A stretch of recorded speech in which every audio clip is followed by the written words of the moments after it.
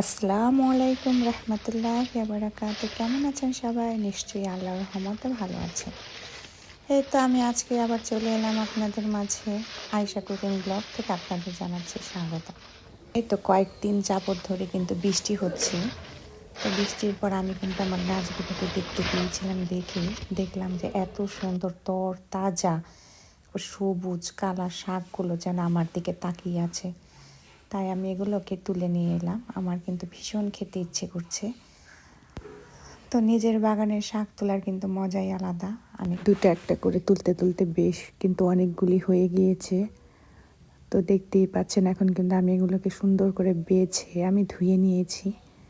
এখন ধুয়ে নেওয়ার পরে এগুলোকে এখন আমি একটু রেখে দিয়েছি। এখন একটি প্যানে আমি এগুলোকে বিছিয়ে নেব।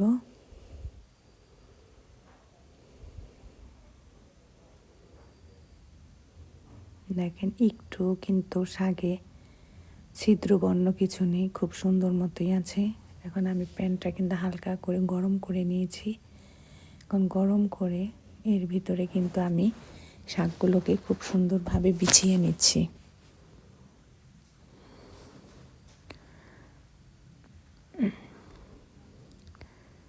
হ্যাঁ, এরপরে আমি বিছিয়ে নিলাম আর কিছু পাতা আমি রেখে দিলাম ওটা দিয়ে বাকি কাজ করার জন্য। দেখেন কি সুন্দর ধোঁয়া বের হয়ে যাচ্ছে। এখন আমি যে মাছগুলো দিয়ে রান্না করব সেই মাছটাকে আমি লবণ আর হলুদ দিয়ে মেখে রেখেছি। এখন অন্য একটি পাত্রে আমি পেঁয়াজ কুচি রসুন রসুনটা কিন্তু আস্তই আমি ফালি করে নিয়েছি। আর কাঁচা মরিচ লালটা নিয়েছি, লাল সবুজ। এখন এগুলো দিয়ে এখন আমি খুব সুন্দর করে মেখে নিব। দিয়েছি আমি আদা বাটা, রসুন বাটা, জিরা বাটা, হলুদ। এগুলো দিয়ে আমি খুব সুন্দর করে হাতে ডলে নিচ্ছি। আমি কয়েক মিনিট ধরে ডলে নিয়েছি, 2-3 মিনিট হবে। আমি কিন্তু খুব সুন্দর করে এখন একটা আমি সরিষার তেল অ্যাড করে দিলাম।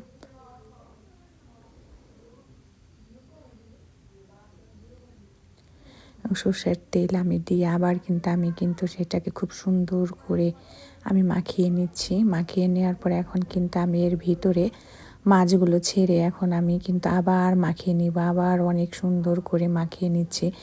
এমন সুন্দর একটি ঘ্রাণ বেরিয়েছে না বলার বাহিরে। সরিষার তেলটা দেওয়ার পরে কিন্তু এর ঘ্রাণটা আরও দ্বিগুণ হয়ে গিয়েছে। অনেক সুন্দর একটা স্মেল বের হচ্ছে, খুবই সুন্দর। দেখতে পাচ্ছেন মাছগুলো সুন্দর করে মেখে মেখে নিচ্ছি। মেখে নেওয়ার পরে আমি 10 মিনিটের জন্য এটা আমি ঢেকে সুন্দর করে আমি রেখে দেব।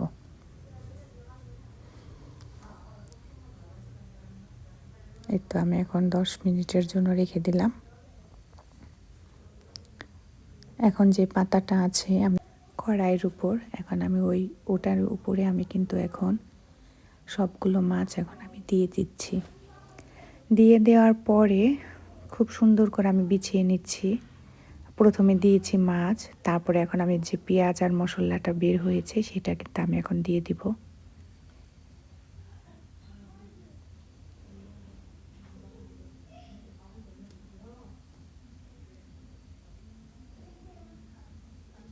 এটা আমি কিন্তু দিয়ে দিলাম।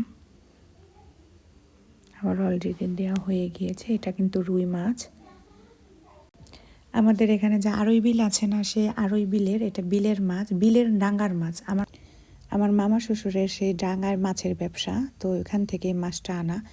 এই মাছটা কিন্তু পুরো বড় আনা না, এই মাছটা কিন্তু বিরাট বড়, তাই কেটে ভাগা দিয়েছে, তা আমার জন্য পাঠিয়েছে। তো সেই মাছটা দিয়ে আমি কিন্তু আজকে রান্না করছি। মাছটা কিন্তু এটা আপনারা দেখতে পাচ্ছেন।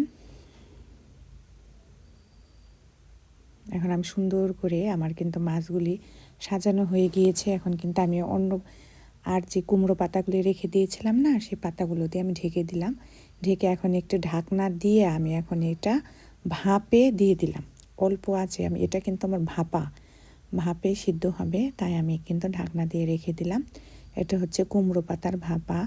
তো এখানে কিন্তু এক পিঠ আমার হয়ে গিয়েছে। এখন আমি কিন্তু অন্য আরেকটি কড়াইতে আমি এটা ঢেলে উল্টিয়ে নিলাম। দেখতেই পাচ্ছেন অপর পিঠটা কেমন সুন্দর হয়েছে। যেটা নিচে ছিল সেটা কিন্তু এখন আমার উপরে চলে এসেছে। এটা কিন্তু খেতে দারুণ টেস্টি। আমার ছেলে কিন্তু এভাবে খেতে খুবই পছন্দ করে। আগে কিন্তু খেত না, কিন্তু আমার ভাবির বাসায় গিয়েছিল, সেখান থেকে কিন্তু ও এভাবে ভাপা খেয়ে এসেছে, আমার ভাবির হাতের ভাপা। এরপর থেকে কিন্তু এটা কিন্তু ওর পছন্দের খাবার হয়ে গিয়েছে। তো এখানে এসে আমাকে বলছে, মা আমার জন্য ভাপা তৈরি করো। তো এটা আমি আজকে ওর জন্য ভাপা তৈরি করলাম। আলহামদুলিল্লাহ, দেখেন কত সুন্দর হয়েছে,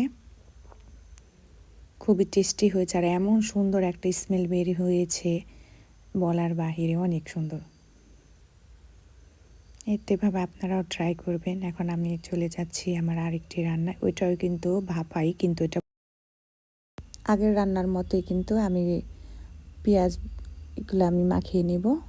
তো মাখিয়ে নিয়েছি। এখন কিন্তু আমি অন্য একটি পাত্রে আমি কিন্তু এখন মাছগুলো ভেজে নিচ্ছি। এটা একটু হালকা করে ভেজে নেব।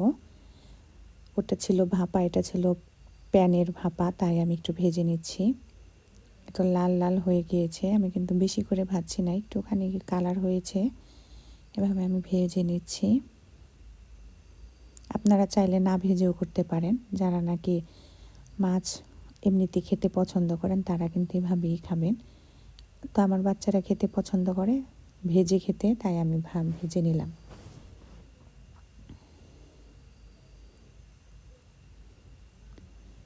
এই তো এখানে আমি সেই মেখে রাখা পেঁয়াজটা কিন্তু আমি এখন নিয়ে নিয়েছি। এখন সেটা কিন্তু আমি কড়াইয়ের ভিতর ছেড়ে দিয়েছি। ছেড়ে দেওয়ার পরে হালকা একটু পানি দিয়ে কিন্তু আমি এটি নেড়ে চেড়ে নিচ্ছি। আমি কিন্তু এটাতে আলাদা করে কোনো তেল ব্যবহার করিনি। কড়াই গরম করে যে তেল ছেড়ে দেওয়া হয় আমি কিন্তু ওইভাবে দিইনি, এগুলো কিন্তু সব মাখানো। আমি সব কিছু কিন্তু মাখিয়ে নিয়েছি। মাখিয়ে এখন কিন্তু আমি পানি দিয়ে কষিয়ে নিচ্ছি।